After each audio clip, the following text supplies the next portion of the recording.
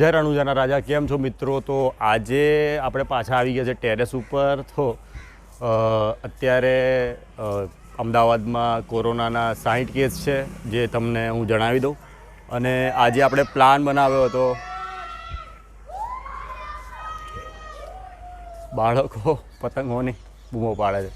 તો આજે આપણે પ્લાન બનાવ્યો હતો ક્યાં જવાનો, ફ્લાવર શોમાં જવાનો, પણ કેન્સલ થયો છે. કેમ કે આજે 31st પણ છે અને 31સ્ટના કારણે ભીડ વધારે રહેવાના કારણે અને કોરોનાનું પણ કારણ આવી ગયું, એટલે મેં કીધું આજે નથી જવું.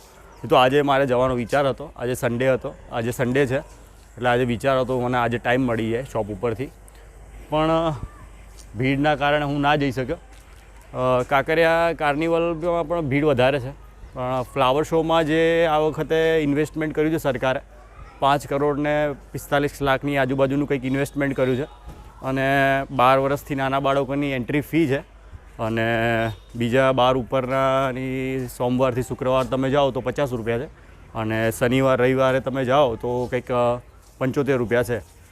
પણ આ વખતે એક વસ્તુ લાવ્યા છે, મેગા ઓફર લાવ્યા છે આપણે ફ્લાવર શોમાં, કે તમે કોમ્બો ટિકિટ લો એટલે કે અટલ બ્રિજની પણ મુલાકાત લો એટલે 108 રૂપિયાની ટિકિટ છે. અને ટાઈમિંગ કંઈક છે ફ્લાવર શોનો 9થી સવારે 9થી સાંજે રાતે 9 વાગ્યા સુધીનો. તો આજે મેં વિચાર્યું હતું કે આજે એક મસ્ત વ્લોગ બનાવીશ ફ્લાવર શોનો અને અટલ બ્રિજનો.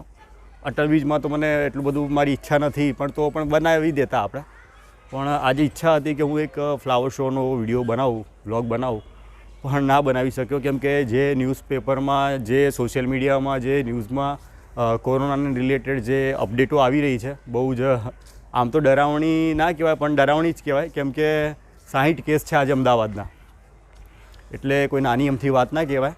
પોતાનો જીવ અને આ રોગ વધે નહીં, રોગચાળો ફાટે નહીં, જે ગઈ વખતે કોરોનાનું થયું હતું એ રીતે વધે નહીં ચેપ. તો એના માટે કાયદેસરના પગલાં લેવા જોઈએ.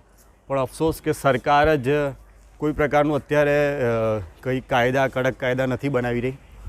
નહીં તો આ રીતનું આ આયોજનો બધા ચાલે જ નહીં. કાંકરિયા કાર્નિવલ અને આ ફ્લાવર શો ને આ બધું ઇન્વેસ્ટમેન્ટ કરે જ નહીં.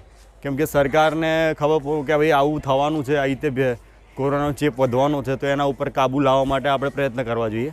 પણ એવું કંઈ છે નહીં.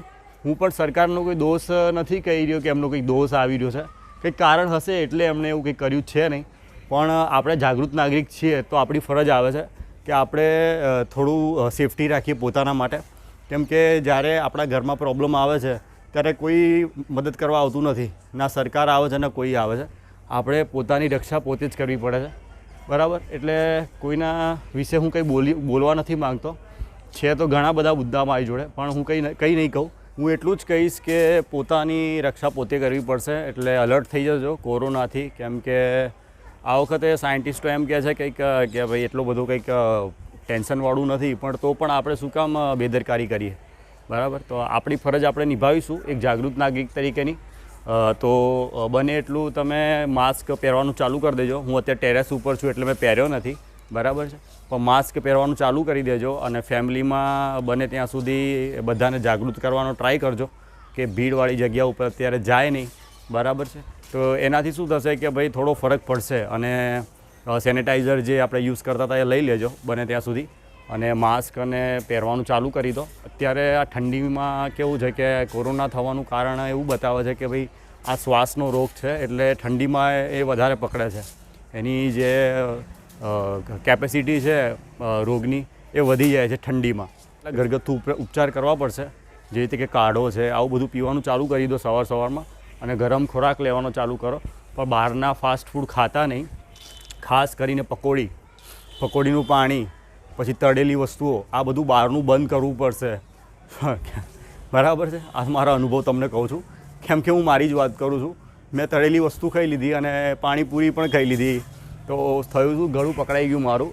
ગળું પકડાઈ ગયું, ગળાની દવા કરી છો, પછી નાક પકડાઈ ગયું, પછી માથું પકડાઈ ગયું. એટલે કહેવાનો મતલબ એક આટલી બેદરકારીના કારણે હું અત્યારે હેરાન થઈ ગયો છું, પોતે બીમાર થઈ ગયો છું, બરાબર? એટલે તમને એ સલાહ આપીશ કે તમે આવું કંઈ કરતા નહીં.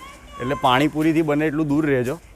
હું એમ નહીં કહેતો કે ના ખવાય, પણ અત્યારે જે રોગચાળો ચાલી રહ્યો છે કોરોનાનો, બરાબર, એ બહુ ઘાતક સાબિત ના થાય કોઈના ફેમિલીમાંથી. કેમ કે ગઈ વખતે જે થયું છે એ ઘણા લોકો માટે કાળ જેવું હતું જે યાદગાર રહી ગયું છે.